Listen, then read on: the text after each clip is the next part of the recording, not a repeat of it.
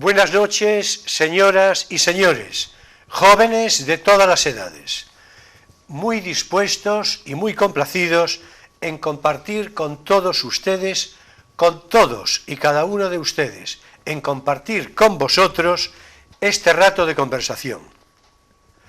Bueno, ya lo veis, nos han cambiado el decorado, pero no el espíritu simbólico de la costumbre, que lo tenemos ahí en ese atril, en una magnífica revista evocadora de los años 80, cuando el Ministerio de Cultura español se gastaba muy bien sus dineros.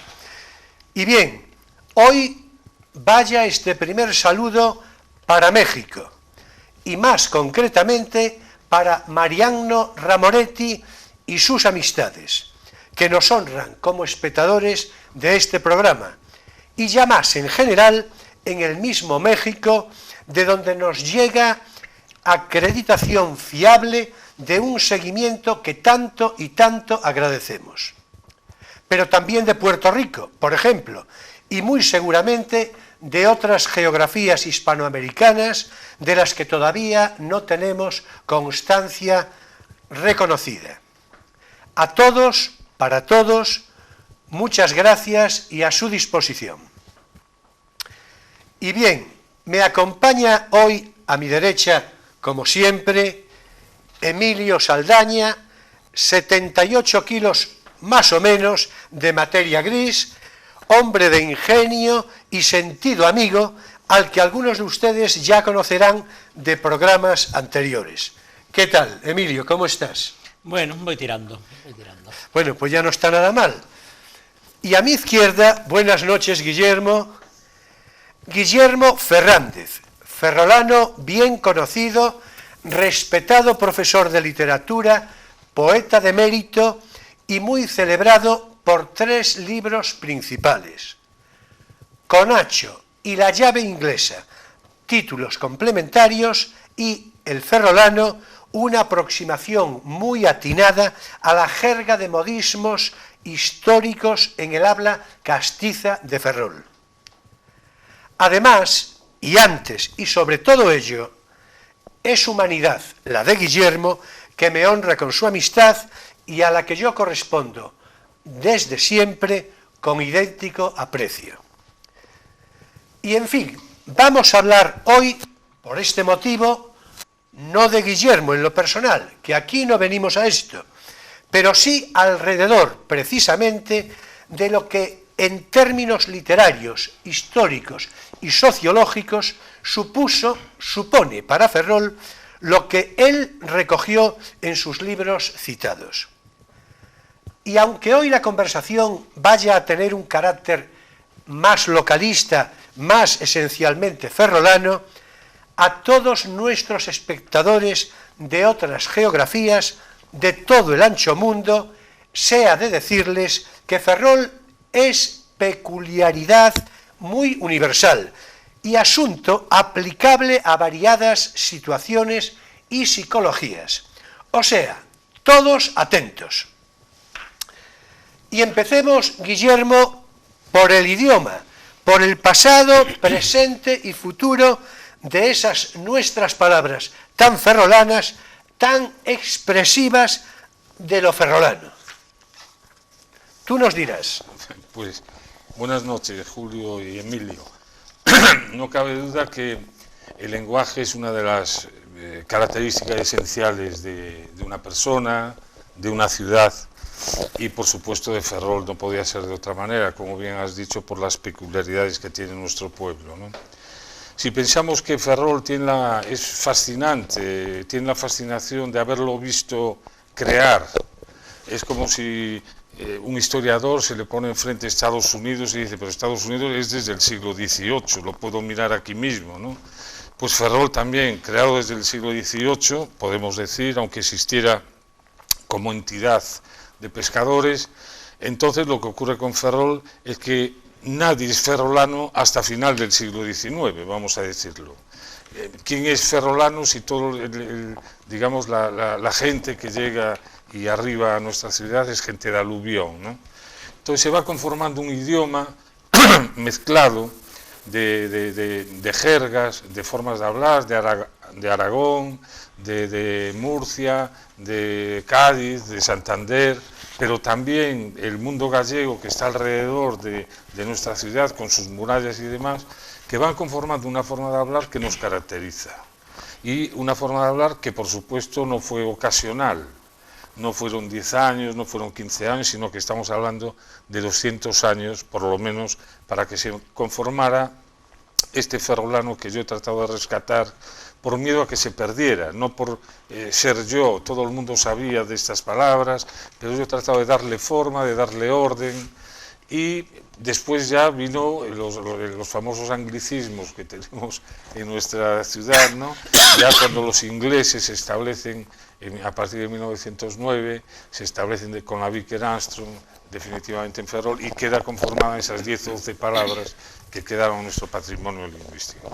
Por lo tanto, es una característica que nos define, para bien y para mal, Julio, nos define. Claro, claro. Para bien y para mal. Una, porque pensábamos que hablábamos un castellano extraordinario, cuando en realidad lo nuestro era un mezcladillo, allí era una ensaladilla rusa, que nosotros íbamos hablando como podíamos, sin saber que lo que estábamos diciendo era un gallego castellanizado, o un inglés castellanizado, o un aragonesismo castellanizado, ¿no? Pensábamos que era así, nos dábamos cuenta de nuestro idioma precisamente cuando salíamos a Castilla y nos corregían.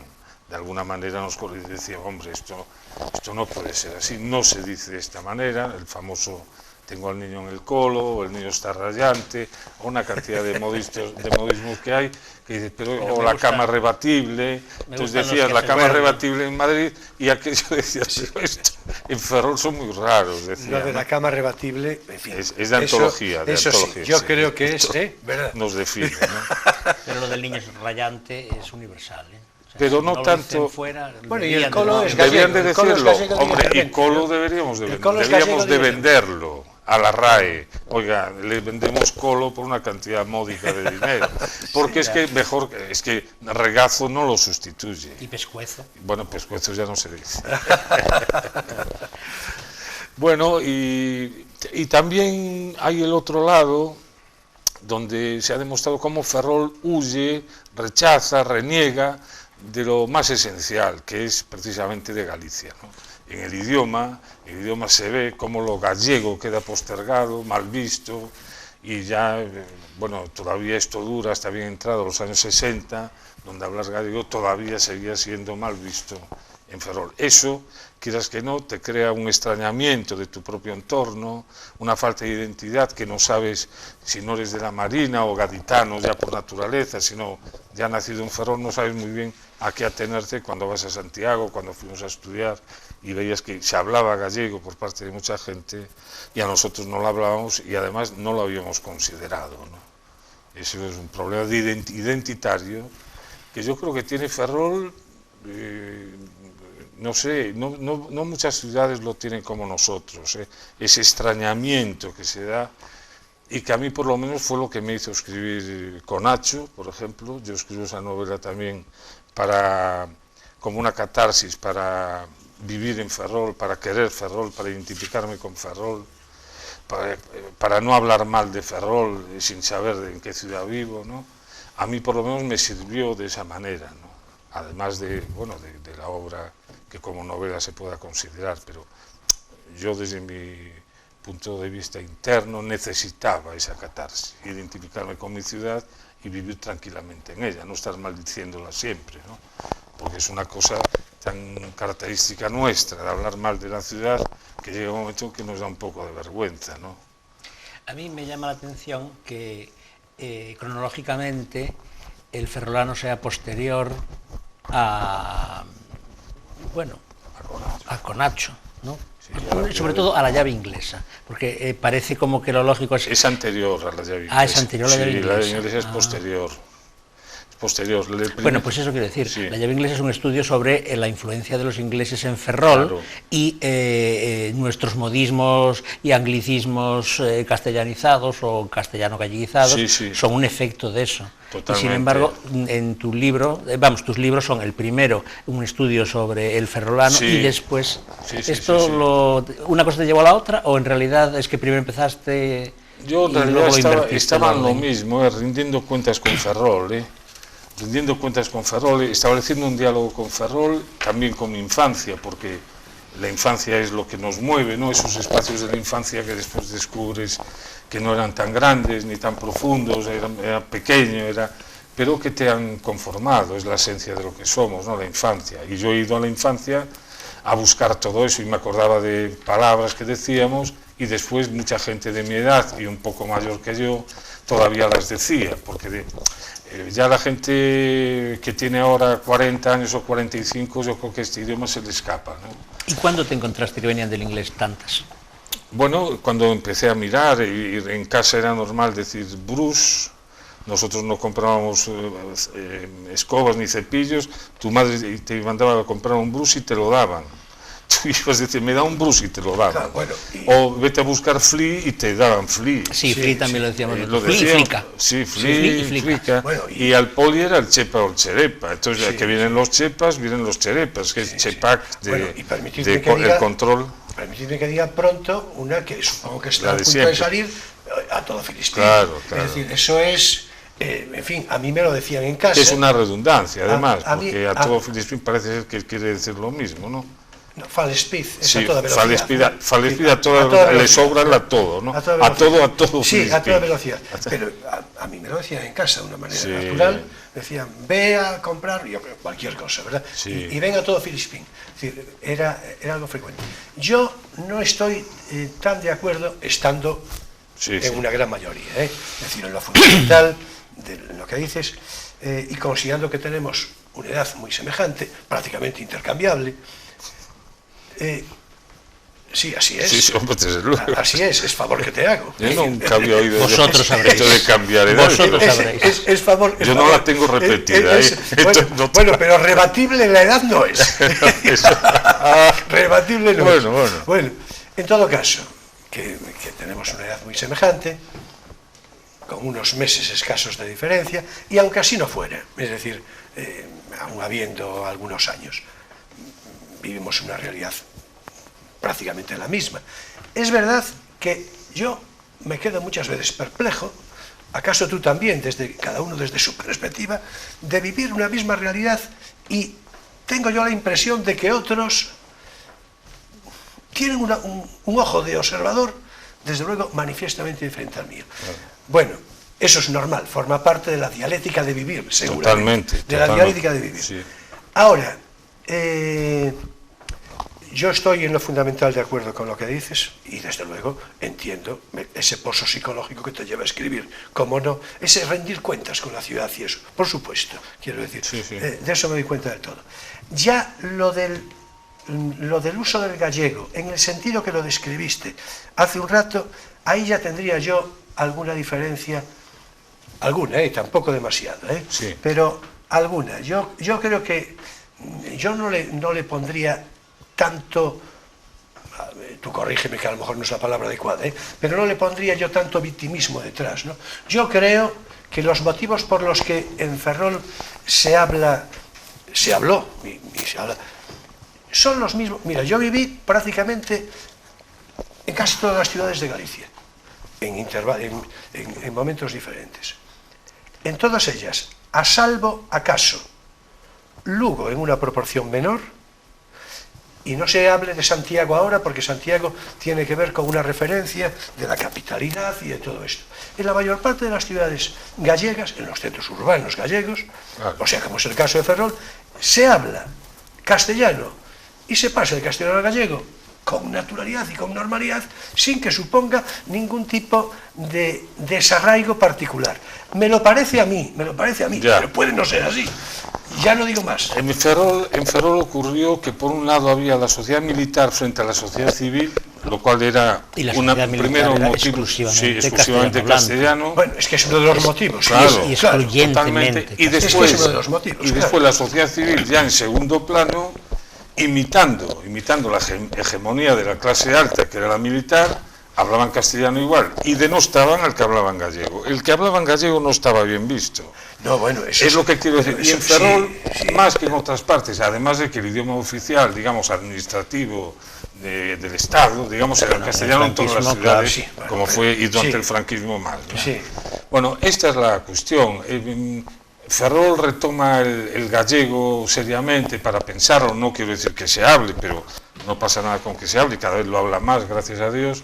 Retoma el gallego con la transición, después de los 80 empieza el gallego a normalizarse un poco en la vida, el que lo hable, el que no, porque claro, Ferrol, la gente es de tantas procedencias que si en tu casa no se habla gallego, tú no puedes hablar gallego. En caso de mi padre, que era de Crevillente, pues yo aprendí a hablar el valenciano antes que el gallego, porque en casa él hablaba valenciano con los hermanos, con su casa y tal, ¿no? Y son cosas que te quedan, o sea, si no lo has desde pequeño, no lo has bebido, no lo has mamado, pues resulta que ahora lo hablas culturalmente, cuando tengas que hablarlo, como nosotros sí. En el instituto, el documento oficial, o hay que escribirlo, y lo sabemos, pero nuestro idioma, donde yo estoy cómodo, es en el castellano, y eso me parece muy bien, pero eso no quita que yo pueda decir que Ferrol se cerró a un entorno que realmente le pasa factura en el sentido de extrañamiento, de no integración, de extrañamiento de una comunidad, ¿no? Y después también, esto Ferrol, con su situación geográfica más dependiente de Madrid que de lo que se hablara en Santiago o en Lugo o en otras provincias, siempre éramos Madrid-Ferrol, el eje Madrid-Ferrol, un centro de poder impresionante, porque Ferrol fue impresionante en este sentido, y se podía vivir como una ciudad-estado en pequeñito, como si tuvieras la corte de Madrid aquí en pequeño, incluso con todas las...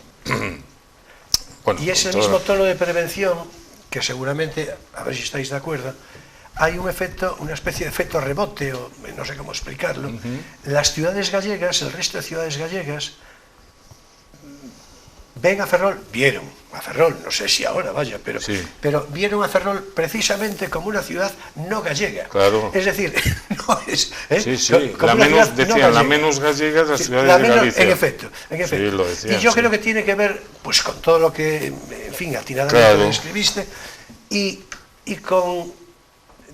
Pero yo creo que nos salva una situación que podríamos echar mano de Torrente para decirlo, ¿no? Aquello de una ciudad lógica en un entorno mágico, ¿no? El entorno mágico, naturalmente, es gallego. Claro. El entorno mágico es gallego.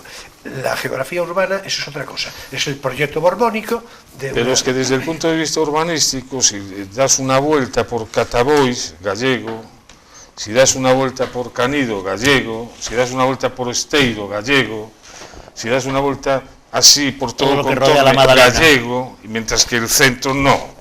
Sí, claro, ahí tenemos la calle María, la calle del Sol, la calle tal, entonces incluso... Donde estamos ahora, precisamente donde estamos urbanísticamente, ahora. El barrio de la Magdalena. Urbanísticamente, hasta eso te hace ver que había una gran... Y lo militar. Bueno, claro, eso siempre. Que estaba separado. Esa jerarquía total, siempre. Bueno, ya que dices jerarquía,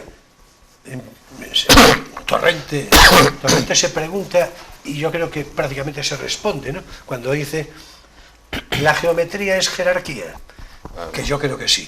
Él creo que también lo creía así. Sí. La geometría es jerarquía. Bueno. Hombre, si es la pirámide, sí. Pero si es un tablero, yo creo que no. No, digo la geografía urbanística de Ferrol. Claro, por eso digo. O sea, un tablero de ajedrez, los escaques son iguales. Bueno, una pirámide, lo de arriba está arriba y lo de abajo aguantado. Pero está demostrado que la pastilla de chocolate de Ferrol está construida con el racionalismo de un cuartel. Es que realmente es un cuartel que se podía ver perfectamente desde la Plaza de España hasta en Boaje, un desfile militar. Claro. Y se podía ver desde Canido hasta el... Bueno, pero también las razones ilustradas son la salubridad de unas calles que mantienen una relación entre el ancho y el alto. Sí, perfecto. Mejor que el trazado tortuoso de una ciudad medieval. Todo es eso también está en el ideario totalmente ilustrado, no solamente la cuestión de la disciplina castrense aplicada a la sociedad civil. Celebro mucho que digas eso. Es que es cierto lo que dices, porque es precisamente... empedrados... Es que es un plano ilustrado, claro que sí, pero es ilustrado precisamente para hacer un cuartel. Bueno, no para hacer una ciudad civil. No sé. No sabes, no, pero es evidente, no puedes decir, porque la ciudad se construye en función del arsenal y en función del astillero, ¿no? Pero la Eso ciudad ya es nos la dice- ciudad. bueno, El astillero está cerrado, tiene su muralla y la ciudad está abierta y tiene pero sus tú plazas. sabes, el tema del espionaje después de Jorge Juan fue muy importante, el tema del espionaje. Sí, sí, claro. Y cuando ya en 1800 o 1790 o así se empieza ya a construir en serio el apostolado y todo esto, la policía en Ferrol era numerosísima. Más de 3.000 personas de infantería de marina, normalmente de los escuadrones de Irlanda, que habían tenido que venir porque huyendo del protestantismo, los nuevos policías aquí, y estos vigilaban las calles y tenían una visión perfecta de si podía haber espías o por dónde iba esto, por dónde pasaba lo otro. La ciudad era fácil de vigilar, es lo que quiero decir. Bueno, en yo ese creo sentido. que no es el único No. fundamento de ese diseño, No, no yo es la única tampoco, finalidad sin duda. del racionalismo No. ilustrado. Claro, No, claro. no. Yo celebro mucho lo que dice por un motivo, Sí, porque, vamos a ver, la Barceloneta, en Barcelona, que ya desapareció, pero la Barceloneta era, como sabéis, un trazado idéntico al de Ferrol. Es evidente que no con fines militares. La Carolina de Jaén, que tiene el nombre de Carolina, como Sí, sabemos, señor. por Carlos III, tiene el mismo diseño que Ferrol, y no naturalmente por razones militares. Claro que no. O sea, que la inspiración realmente de la arquitectura no obedece, en todo caso, solo a eso.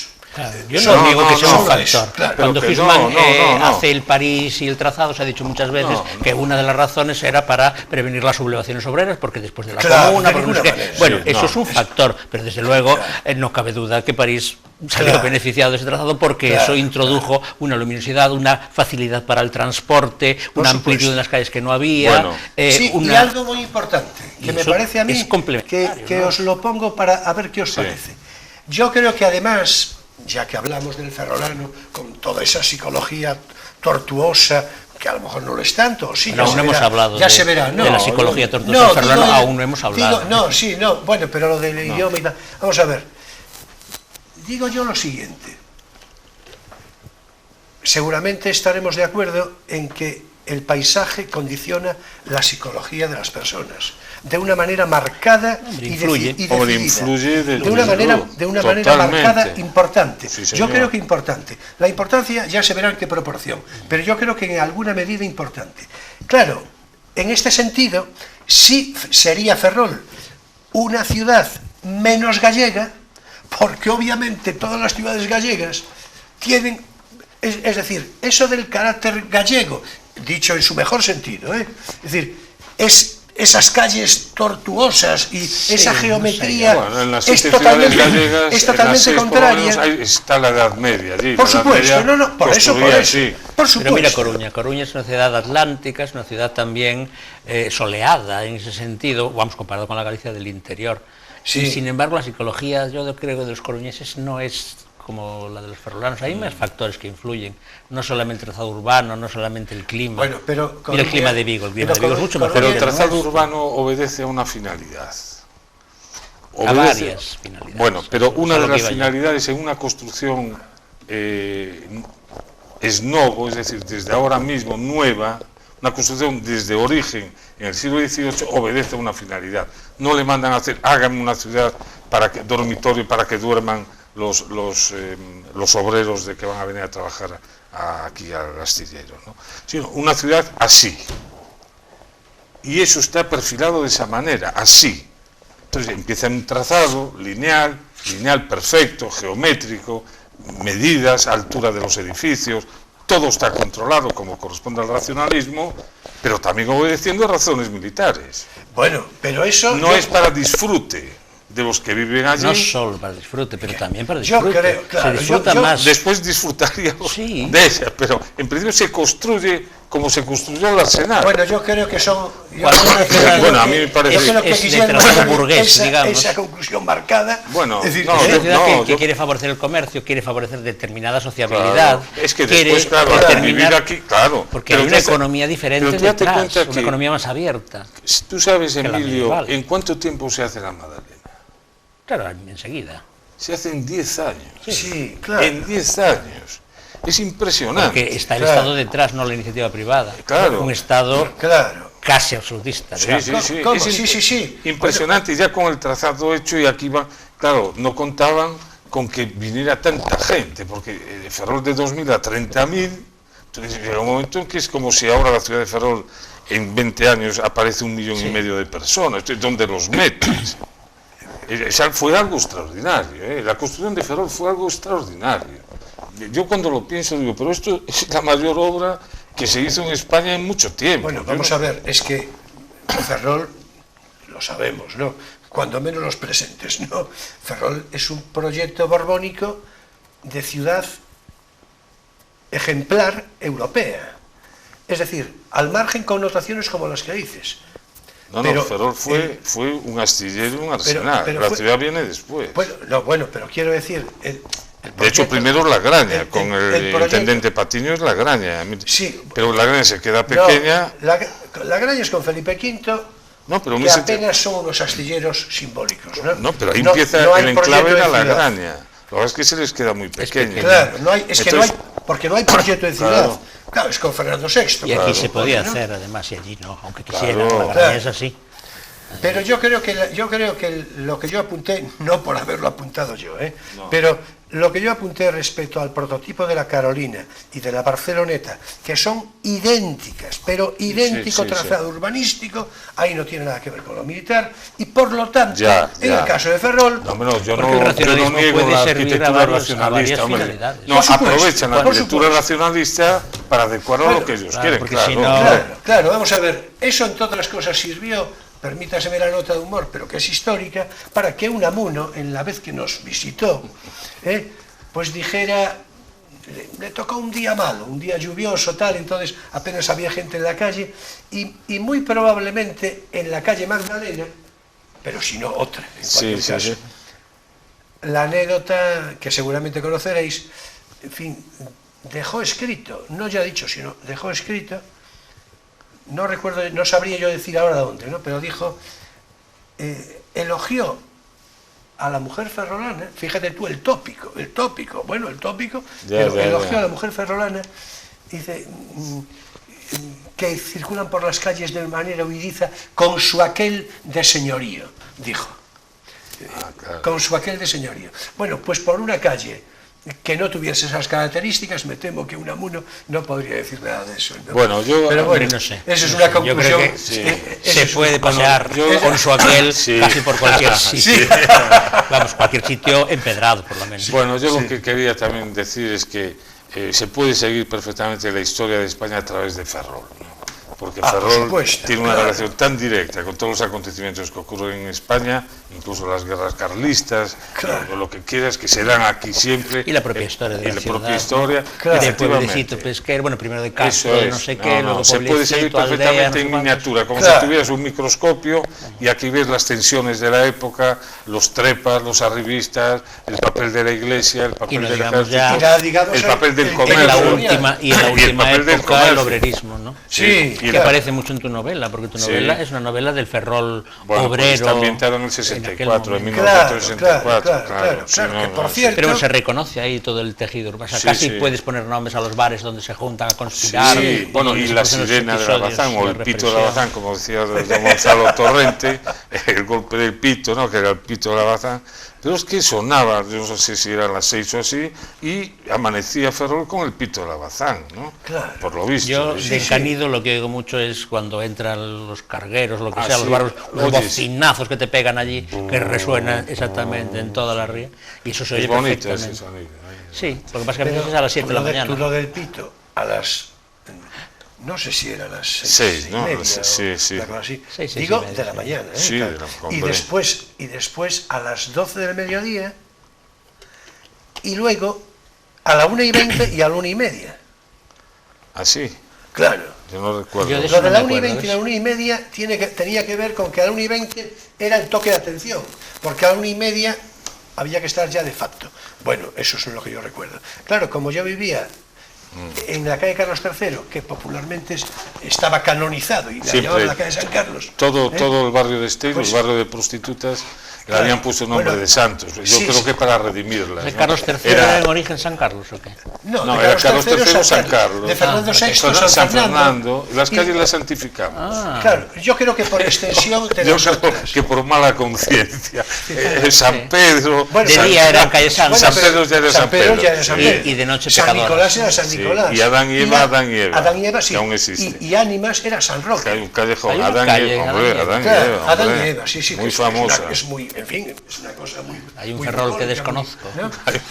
Sí. Pues ya no lo conocerás. Claro, por supuesto. Además estaba muy bien porque los obreros salían por Tazonera y se cobraba semanalmente y cobraban los sábados y alguno no llegaba a casa. Sí, claro. Con el dinero. Con el sobre. Porque se quedaba allí en aquel ambiente maravilloso. Sí. Y llegaban al otro día, sabe Dios, con el sobre. Sí. Pues menos mal que era semanal. Bueno, podría ser. En todo caso, a veces, sin el apunte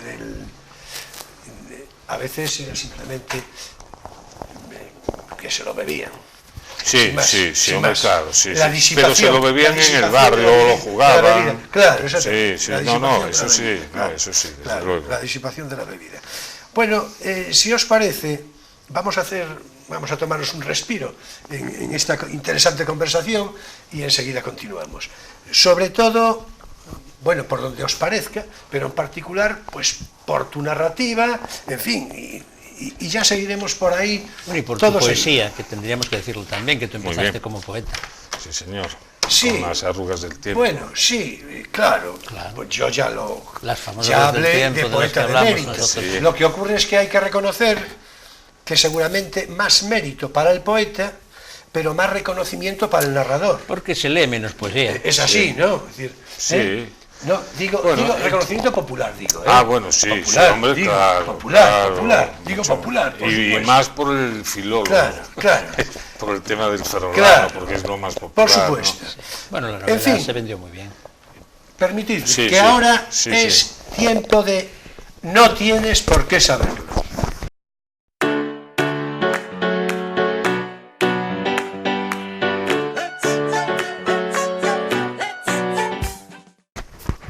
Y hoy, en tercera entrega, hablaremos sobre el pañuelo y su evolución histórica. Tercera entrega en la que nos ocupará el pañuelo masculino. El pañuelo, sinónimo de cultura y refinamiento, después de la escritura y los números, seguramente lo que marca una mayor civilidad, un mayor carácter de civilización. Como en tantas otras cosas, hay que remontarse a los romanos para explicar la historia del pañuelo y sus muy variados usos. Y con esa precisión lingüística tan escrupulosa que caracterizaba a la sociedad romana, el pañuelo se llamaba sudarium cuando se aplicaba a la evidencia de limpiar el sudor. Horarium si servía para limpiar o vendar heridas. Mappa cuando se utilizaba para limpiar la boca durante las comidas. Pero también se citaba el pañuelo como paliolum, que ya empieza a parecerse a nuestro pañuelo, focale, amictus y la verdad, un larguísimo, etcétera. Por demás, es sabido, es bien conocido, que los emperadores romanos usaban el pañuelo para señalar el comienzo de la función en el teatro o en el circo.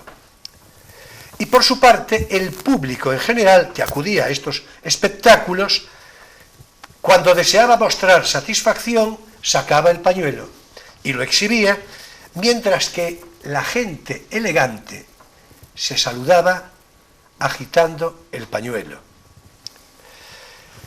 Y bien, hasta aquí por hoy. La próxima semana ofreceremos la cuarta y definitiva entrega sobre la historia del pañuelo en No tienes por qué saberlo.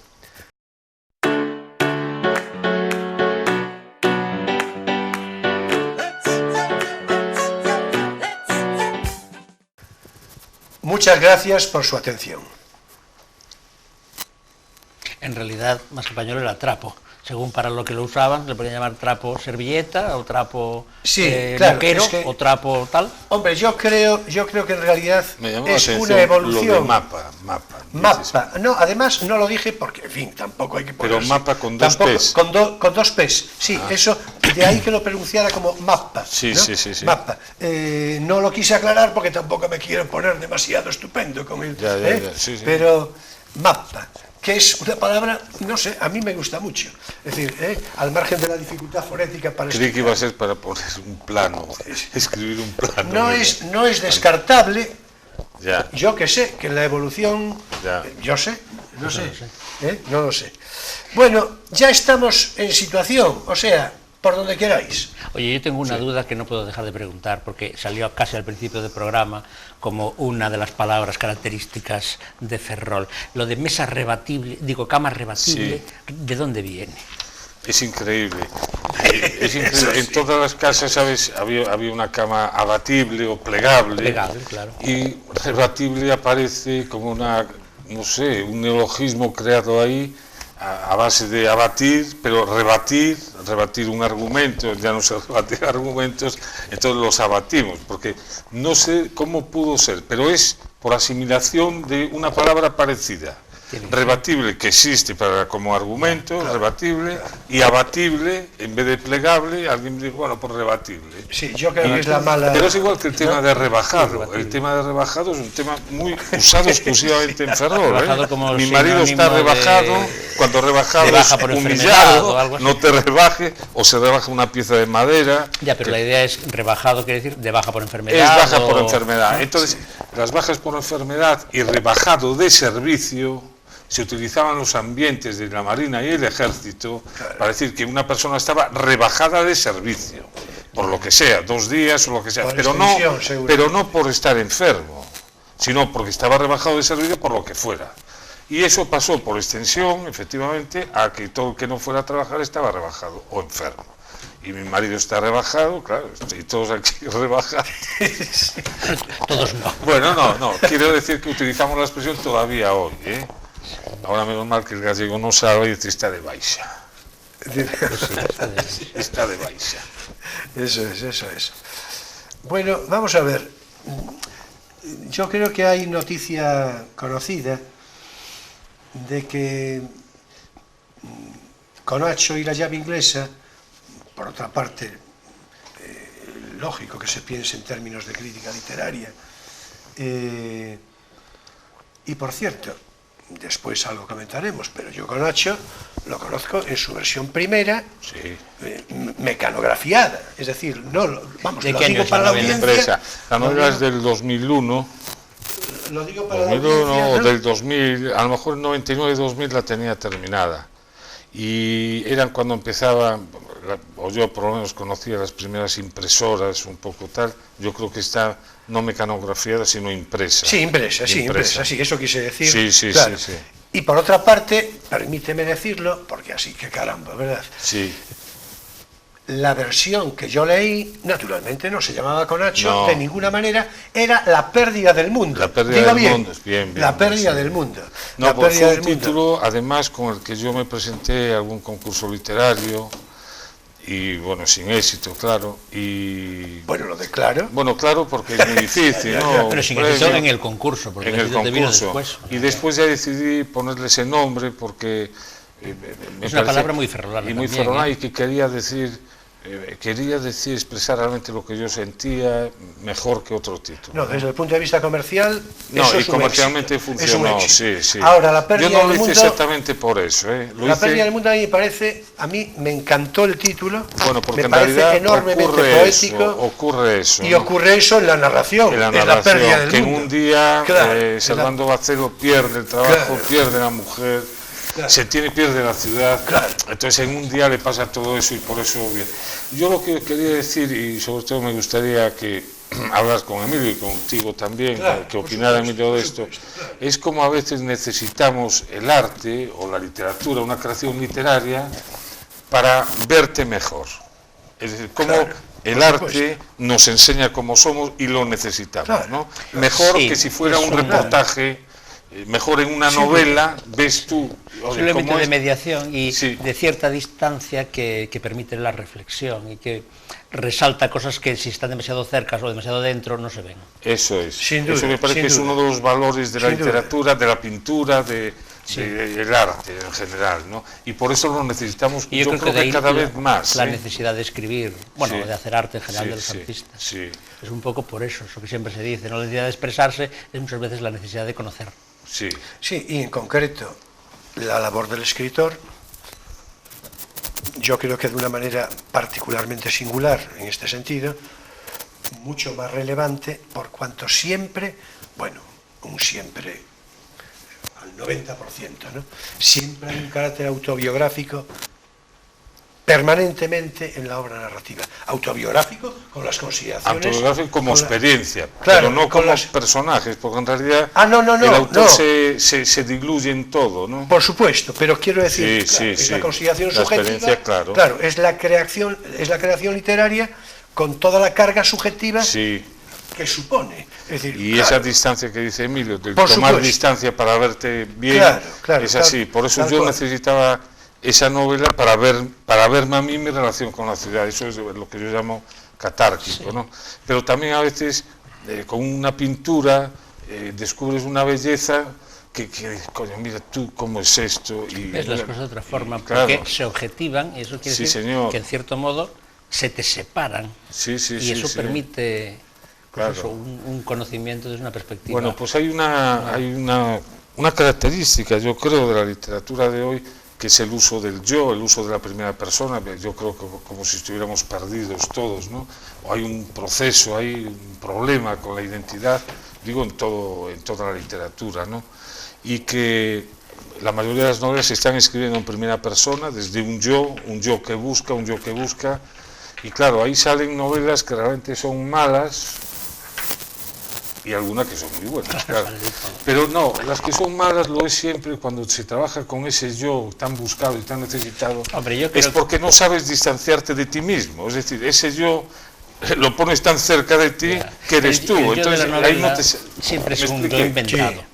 Sí, claro. Siempre es un Sí, yo sí. novelístico, ¿no? O novelero. Es que tiene que ser. Claro, entonces si la función de ese yo es buscar ese punto de objetividad, esa separación, ese momento, digamos, Sí. de conocimiento, pues eso tiene una justificación. Pero hay otra que es más comercial y que yo creo que hace que tantas novelas yoísticas Sí. sean malas, Sí. que es que el yo es una perspectiva muy agradable para el lector. Es mucho más fácil Ya. que se identifique uno Ya. con una historia contada desde en primera persona, digamos que no. Entonces, cuando se convierte simplemente en una estrategia de facilidad para el lector, es muy probable que eso sea una estrategia para una novela mala. Sí. Es lo que yo creo. Sí, sin embargo, el hecho, digamos, el hecho estadístico, vamos a decir, ¿no? No, de funciona, X novelas funciona. que se están publicando la primera persona, cuando la tercera persona o incluso de la primera, los monólogos interiores y eso fueron tan bien acogidos, ¿no?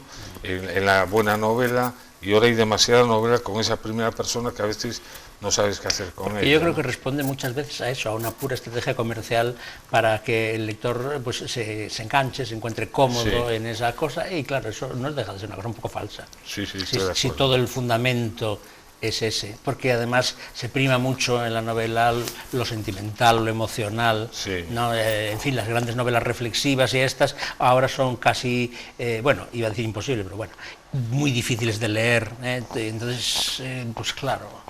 Claro. Una manera de enganchar pues es facilitar la lectura pues a base de este tipo de cosas. Sí, de acuerdo con eso. yo estoy de acuerdo en lo fundamental, Ujú. y voy a decir algo que me parece que estáis de acuerdo también, muy probablemente estáis de acuerdo.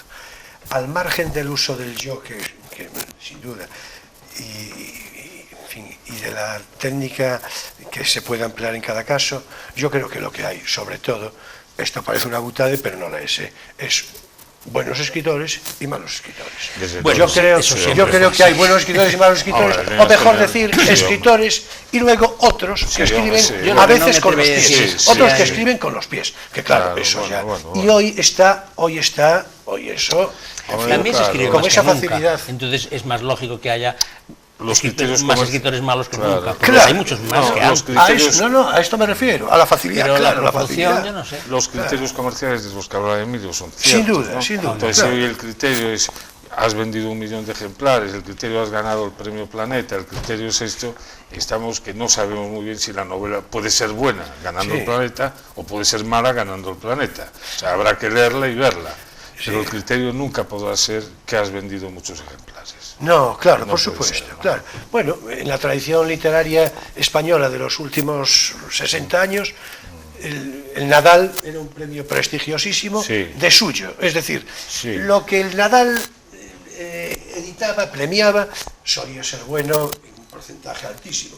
Lo de Planeta ya tenía una connotación comercial mucho más marcada. Es lógico, pero es una claro, empresa, pero es hay, natural. sí, por supuesto, claro. claro, por supuesto. Y ya la literatura ya Y era era un un poco premio más muy opinada. cuantioso. Vamos, sigue siendo. Sigue siendo, claro, por Eso supuesto. es un elemento Por supuesto. que va de suyo con que la novela resulte comercial. Claro. Porque Claro, claro. nadie da claro. mucho, No, mucho ahí- dinero ahí por una no- novela que ahí luego no van a hay leer duda. 4 mandarines. Claro. Ahí no hay duda. Ahora yo preguntaría cuántos premios Nadal, o sea, perdón, cuántos premios Planeta van a pasar a la historia de la literatura. No se podría Claro, hacer esa Incluso pregunta. los Claro, escritos por claro. buenos Sí, y a lo escritores, mejor incluso los escritos cuya por peor buenos- obra quizá es precisamente ese el premio. premio, véase la Cruz de San Andrés de Cera, ¿no? Sí, Una bueno, de las hay obras más peores ejemplos, de él, sí. siendo Cera un grandísimo escritor, ¿no? Pero yo creo que es Para por mí, eso, pero- porque bueno, quieren hacer una literatura comercial porque las condiciones del premio Sí. son escríbeme una novela que se pueda vender mucho. No me vayas a escribir La montaña mágica, Claro. porque entonces he tirado el dinero del premio. Sí. No me escribas una gran obra que me hunde.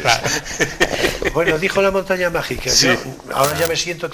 La montaña mágica. Sí, sí. Estamos hablando de Ferrol. Y en Ferrol yo ya me siento...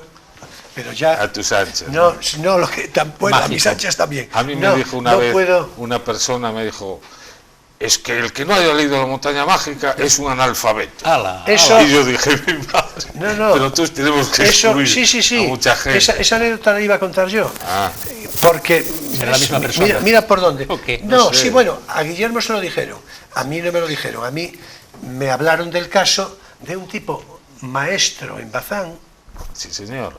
que hacía ese comentario. Sí, señor. Y además lo Es la decía, misma persona, mira qué gracia. La misma persona, lo decía sí. de una manera, digamos, un tanto displicente Es para que yo la creo que es persona un de que se comentario tratase. muy exagerado. Era, No, es no, que estaba bueno, tan orgulloso de esa sí, novela. porque seguramente Bueno, yo no lo leyó entiendo otra desde el punto de cosa. vista personal, claro. Y era tan Esa autodidacta hazaña, él, claro, de que él claro, se lo había claro, currado y leído claro. y sacó tantas enseñanzas de ahí que dijo, mira, Bueno, Sí, yo tengo por que cierto, confesar... creo que lo decía en gallego. Vaya por delante, ¿eh? Pues yo tengo que confesar que Además- leí La montaña mágica porque tuve una baja de casi 2 meses por un esguince Claro. brutal allí que me tronzó una pierna y me tuve tirado en una tabla allí porque se combinó con una cosa de espalda y en ese mes y pico de sufrimiento y de inmovilidad fui capaz de leer La montaña mágica. Si no, yo creo que todavía no lo habría te leído. pasaría lo mismo con En busca del tiempo perdido, ¿no? Que todavía no lo he Sí, leído. hay que cogerlo como una buena enfermedad, pero que Sí, dure, sí. que dure, porque si no los 7 7 tomos... meses, iba a decir 7 meses, ¿no? La montaña 7 mágica, meses. además, como son novela de enfermos, no sabes, Sí, se sí. presta y, Sí. y tiene Sí, un sí. tiempo tan Septembril, lento, septembril. y pasan las cosas tan despacio, pasa tan poquita Bueno, Son cosa. enfermos de enfermedades tomas más, pulmonares, tomas más, están en pero un por eso. balneario, Es están todos... Sí, un sí. hospital, una clínica de tuberculosos Sí, sí, ahí sí. en la montaña, Bueno, por otra parte, de los cuales se mueren unos novela, cuantos a lo largo de la sí, novela. hombre. una magnífica novela. Sí, Bukowski Bueno, pero- decía que era el escritor más aburrido del mundo. Decía, es el hombre que ha hecho del aburrimiento un arte. Lo decía de Mann, Sí. el Bukowski. Sí, bueno, Que, bueno, es verdad que no es del estilo. No, eso iba a decir, Hombre. eso iba a decir. Yo creo que está justificado el que diga El eso, realismo. Bukowski. Claro. El cartero... El- Que, por cierto, es un gran poeta. Se conoce Sí, mucho más sí. por sus escandalosas Es verdad, narraciones, es verdad. pero en realidad Es verdad, un es poeta. verdad, es verdad. Bueno, y por su vida también un poquito. Sí, en efecto, en efecto. En cualquier caso, Pues sí, un arte del yo creo aburrimiento. que debemos de dejar la literatura universal Sí. para venirnos otra vez hacia tu producción literaria, que por otra parte también es universal. Es que toda la buena dijiste- literatura, aunque tenga un enraizamiento local, o muy local incluso, Claro. pues tiene que ser algo más que eso, porque si no lo haría más yo que los creo cuatro que del barrio. Naturalmente. yo creo que sí. Mira Naturalmente. Rulfo es súper localista. Claro. Mira qué dimensión Bueno, y tiene. además, superlocalista y escritor. Bueno, y escaso, además. Claro. Pero yo voy ya al tema y yo local. Creo que muchísimos escritores se enfrentaron con la ciudad, con su ciudad, con la ciudad, como sea, en algún momento. Yo creo que Cela estamos con la pensando colmena, en Joyce, ¿no? Bueno, Pensamos Incluso en Joyce, tomándola ¿no? como un personaje Cela en la que colmena, integra... Por supuesto. coge Madrid, el Madrid de los años 40 y pocos, inmediatamente acabada la guerra. Una obra maestra. Y hace una obra maestra, ¿no? Joyce y Dublín. Sin perder la perspectiva, claro. Sí, a Doña Rosa, ¿no? No perdamos la perspectiva. Exactamente. Y Doña Rosa era la del café, ¿no? sí, claro. Así y empieza. Joyce en Dublín, pues tal, y Thomas Berger con Viena, que la detesta hasta que se viene a Es una vivir a relación- Mallorca y le detesta a los vieneses. Claro. Pero Berger tiene una gran capacidad de detestación. Sí, así es. Y digo yo, ¿y qué tiene Conacho, por extensión la llave, Sí. de esas novelas posibles? Naturalmente digo desde un punto de vista, todos tenemos una inspiración universal, porque tenemos 7.000 años de cultura detrás, y en fin. Bueno, entonces, en ¿pero realidad ¿qué tiene? lo que tiene es desnudar a la ciudad, ¿no? Lo que Claro, yo trato por es eso. de dejarla, No vamos te a decir, tentaron con comparaciones. en paños menores para que se vea realmente lo que había detrás de lo que ingenuamente creíamos, ¿no? Pues que era un poder totalmente despótico. Aquí había la figura del pequeño dictador. Franco estaba en Madrid, pero aquí el que mandaba era ese comandante de marina o el jefe de tal, que se convertía en ese pequeño dictador de la ciudad y ejercía como tal, ¿no? Pero con todos los poderes del mundo, ¿no? Bueno, pero en la novela ya sale un momento en el que el obrerismo que decía Sí. yo antes ya es un poder constituido que Empieza planta ¿no? cara, Sí. que ya genera tensiones, ya no Claro. se encuentra con la naturalidad de antes, pues yo qué sé, el dominio incluso simbólico de la Marina ya empieza a contestarse, ¿no? Sí, hombre, empieza a contestarse, pero... Como el propio franquismo se empieza a Sí, contestar. pero por todavía el movimiento ejército sale a la calle, el ejército antes eran ¿Qué los años son 25, los de el la 64. 64. En marzo del 64, los 25 años de paz, entonces se saca el bulo de que hay unas células comunistas, entonces, bueno, todo esto hace que haya un despliegue desproporcionado, ¿no? Entonces, Pero que es un poco una excusa, en realidad, Sí, para sí, la represión, sí. porque ni ellos creían que no, hubiera no, tal qué celo va, ni nada, no, ¿no? y sobre todo para homenajear esos 25 años de paz, ¿no? Esa medalla que se hizo de oro que llevaba Fausto, el legionario de la calle de San Pedro, esa medalla que llevaba era de los 25 años de paz, que la llevaba con mucho orgullo porque él había sido legionario o lo que fuera, ¿no? Yo traté de enfrentarme a la ciudad para ver cómo era de verdad y sacar la entraña y verme yo viviendo en ella, porque es así como yo quise hacerlo, ¿no? Una novela dura, un poco encanallada, realmente no podía terminar de otra manera, y también una novela que recoge todo el movimiento migratorio que tuvo Ferrol, porque ¿quién no tiene? Bueno, algunos no, pero la mayoría de ferrolanos tenemos parientes que vinieron de Somozas, que vinieron del otro lado, que vienen de la aldea, que se quedaron aquí y recogen en el siglo XIX todo ese movimiento de gente de la aldea a Ferrol, bien para montar un bar, para montar una lechería, para montar una sastrería, para montar... Fueron muchísima gente que vino al amparo de que aquí había dinero. Sí, por cierto, se Que había ha de trabajo. decir... Claro. Claro. Por cierto, se ha de decir, hoy no lo vamos a abordar, pero yo sé que un tema muy querido tuyo es la emigración. Pues claro. Digo, Pero es en por general. lo mismo, ¿eh? No, ya, pero quiero decir la emigración gallega. Sí. Sentido. Es por lo mismo del extrañamiento, ¿no? Porque realmente los que llegaban aquí venían, no los trataban bien, y mucha gente de aquí se tuvo que ir por razones obvias, ¿no? Y la emigración es que es un extrañamiento brutal, en otro país. Bueno, yo me acordaré siempre del Séptimo hombre de Berger, que es un reportaje, ¿no?, donde la migración de los turcos a Stuttgart, en Alemania. Los turcos después de la Segunda Guerra Mundial son cogidos para reconstruir Alemania, como los gallegos, italianos y tal, ¿no? Y las fotos que tiene Berger de esa situación son filas de cientos de hombres turcos desnudos ante una inspección médica de doctoras alemanas, hombres que no se habían desnudado ni delante de su mujer en la vida, y allí desnudos les hacían una observación médica, y después tenían que demostrar el oficio que poseían. Si eras albañil levantabas un murito, si eras carpintero hacías una mesita, etc. O sea, una humillación brutal. Así empezaba la entrada en Stuttgart de los turcos. Y me imagino que los gallegos igual.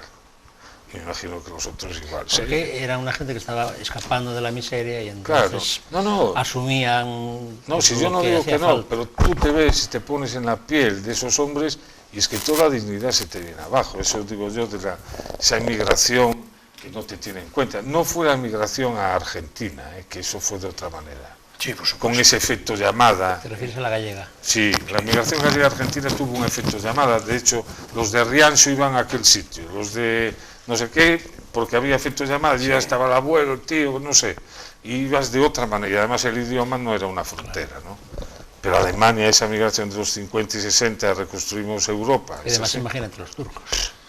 Bueno, tal vez entenderían menos, porque al fin y al cabo ni las letras eran iguales. Nada. Tenemos muy pocos minutos de conversación. A ver si nos decimos algo, pero muy poco, un par de minutos, no más. Y yo quería preguntarte, sin perjuicio de lo que tú quieras, bueno, en otra oportunidad seguimos hablando de esto mismo, ¿no? Pero ¿siguen vigente hoy los prototipos y las circunstancias esenciales de fondo que esquematizaron Conacho y la llave inglesa? Y sigue habiendo conachos, muchos conachos, pocos tienden a desaparecer o a aumentar, en fin. Yo veo muchos. Bueno, yo creo que conachos siguen existiendo, en el sentido de que no saben en qué ciudad viven, no saben el mundo en que viven, etcétera, en ese sentido, no como insulto. Pero no existen las situaciones que aparecen en la novela. Yo creo que Ferrol ha cambiado mucho, yo creo que para bien en este sentido de despotismo y de poder y jerárquico. Porque España ha cambiado mucho. Y ha acabado, y no para... Ferrol va mal, está mal, hay una crisis muy profunda, eso no, pero eso no tiene nada que ver con la estructura de poder de la ciudad, ¿no? Eso ha cambiado, yo creo que totalmente, o yo ya no la reconozco. Aunque algún trasnochado pueda venir todavía diciéndote eso, si sabes quién soy, tú sabes quién soy. Pero tú eres de Ferrol, sí. ¿O eres del Ensanche? Tú sabes quién soy. Por cierto, A mí, por cierto, eso nunca me lo dijo nadie. Lo de tú sabes quién soy, en el sentido que lo dices tú, ¿no? Sí, hombre, pues o no me enteré, a lo mejor. Bueno, porque no frecuentas la noche, ni una copa de más, y alguna copa de más, entonces bueno, tú sabes quién soy. Bueno, si la... No, pero llevo pistola, no me importa. Pero si es una copa ya la que dice eso, en fin, ya Yo obedece... me acuerdo con el comandante de Marina de Ferrol, que después resultó ser una excelente persona, sobrino del general Franco, Hermenegildo Franco, que fue comandante de Ferrol. Ferrol era comandancia, él era comandante. Y resultó ser una buena persona, pero era de los que decía cuando ya tenía el cuarto whisky, si tú sabes quién soy. Claro, porque, pero yo creo que con el cuarto whisky, además dices muy bien el cuarto whisky, ya sabéis el adagio del whisky, ¿no? Un whisky que ya digo poco, que resultó ser una excelente persona, para mí, después cuando lo conocí. Sí, bueno, pero era así, Ferrol era así, no lo podían evitar. Yo a los francos que conozco, apenas quedan ya, Y no sé, yo no sé si vive aquí o no. Curiosamente saludé yo hoy a una mujer, me crucé con ella en la calle, yo a los que conozco, yo diría que son todas buenas personas, quiero decir, en el sentido coloquial. Sí, sí. ¿Y cómo era el adagio del whisky? ¿Qué ibas a decir? No, el adagio del whisky es que dijo el cuarto. Entonces me recordó eso, ¿no? El adagio del whisky dice que un whisky es poco, 2 está bien, 3 es mucho, 4 es poco. Volver a empezar. 4 es poco. Bueno, pues entonces yo creo que lo vamos a dejar aquí y otra vez continuamos por aquí o por donde nos cuadre, ¿no? Muy bien. Sí, ya veremos más veces. Y muchísimas gracias, que no te lo agradecí. Vamos a ver. No creas que he acabado contigo, ¿eh? No. Vamos a ver. Ahora es el fin del acto, pero no de la obra. Es decir, hasta aquí nuestra conversación de hoy, que yo creo que no estuvo nada mal, o así me lo parece. Y bien, ahora es tiempo de poesía, eres tú.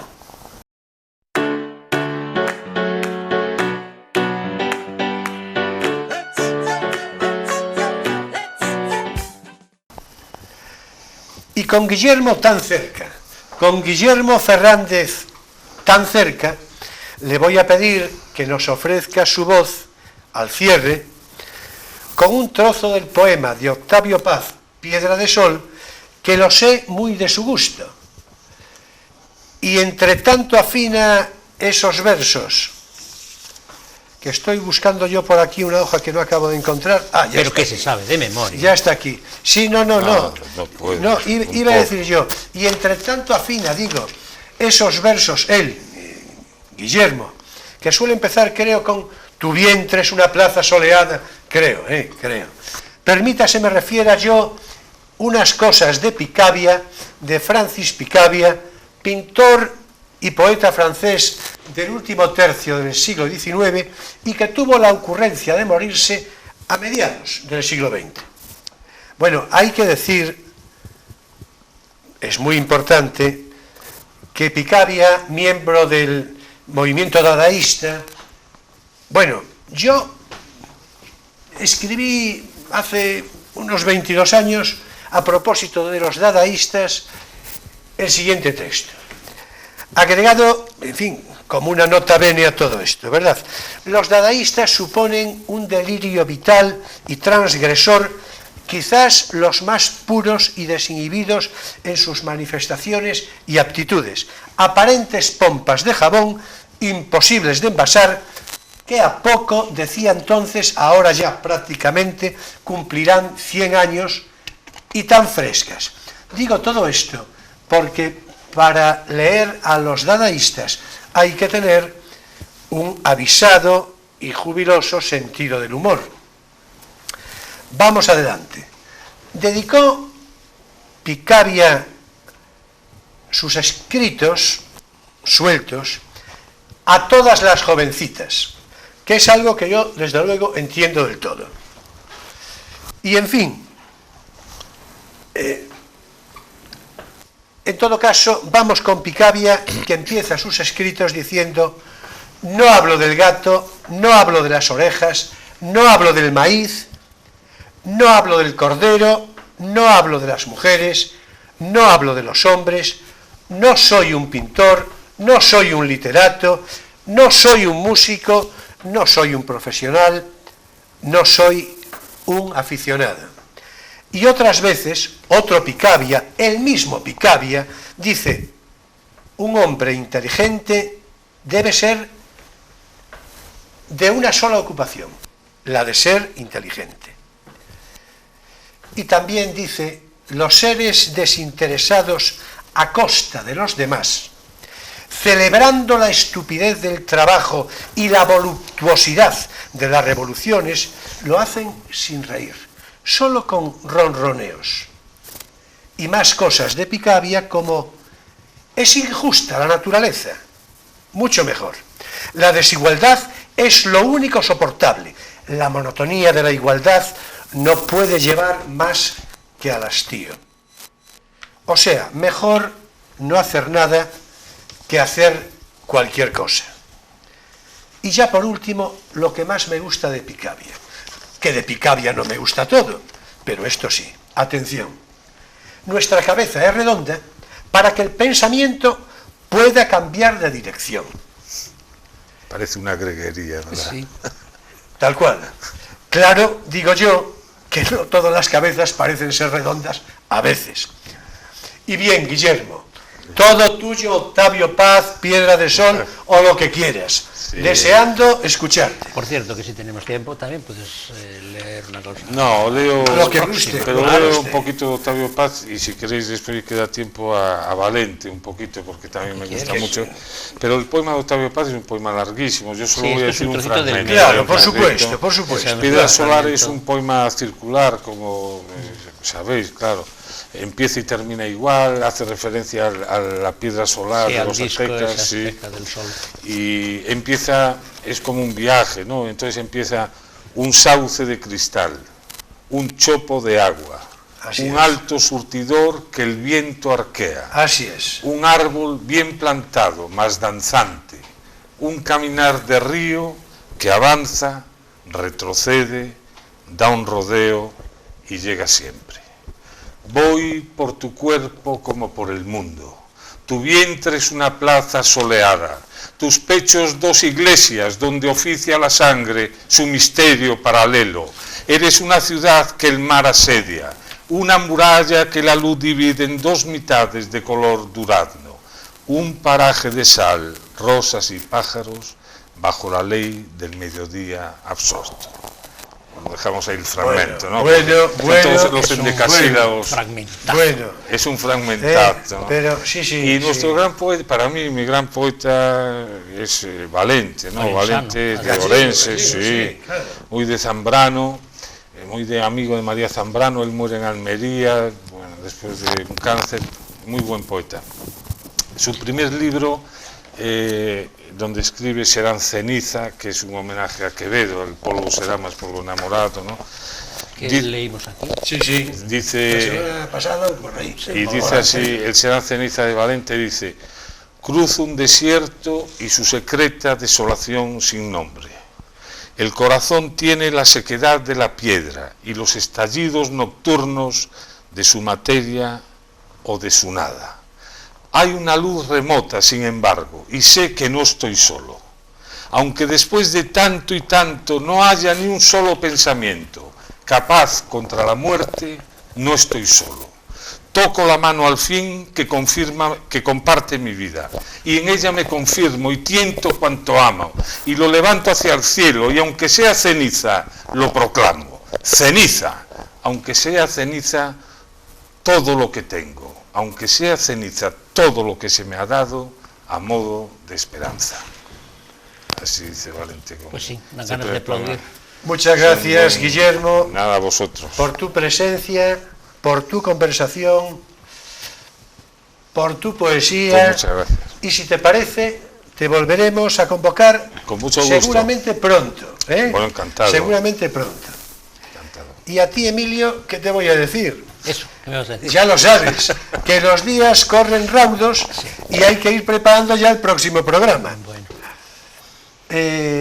Señoras y señores, jóvenes de todas las edades, si os parece, embriagados de poesía, como quería Baudelaire, de lúcida y variada poesía, damos término por hoy a este crisol de cultura. Y en fin, la próxima semana todo apunta a que hablaremos de cine, seguramente de la evolución del cine, desde sus comienzos en las barracas de feria hasta esta era de Internet. Creo que sí, que hablaremos de esto. Y si no, en todo caso, de algo interesante. Y desde luego con su aquel de divertido. Esa es nuestra intención siempre. Hasta el próximo Crisol de Cultura, señoras y señores, jóvenes de todas las edades, a las 9:30 de la noche en Televisión Ferrol. Con repetición el domingo a las 8 de la tarde. Atención, que cambiamos el horario de la repetición. A ver, lo diré otra vez para que no haya dudas. Crisol de Cultura en Televisión Ferrol, todos los sábados a las 9:30 de la noche, con repetición el domingo a las 8 de la tarde. Y siempre, en fin, siempre en Internet. Y siempre en Internet, por supuesto. Más o menos a partir de lunes. Sí, y bueno, ya saben que paso lista. Muchas gracias, buenas noches y feliz semana.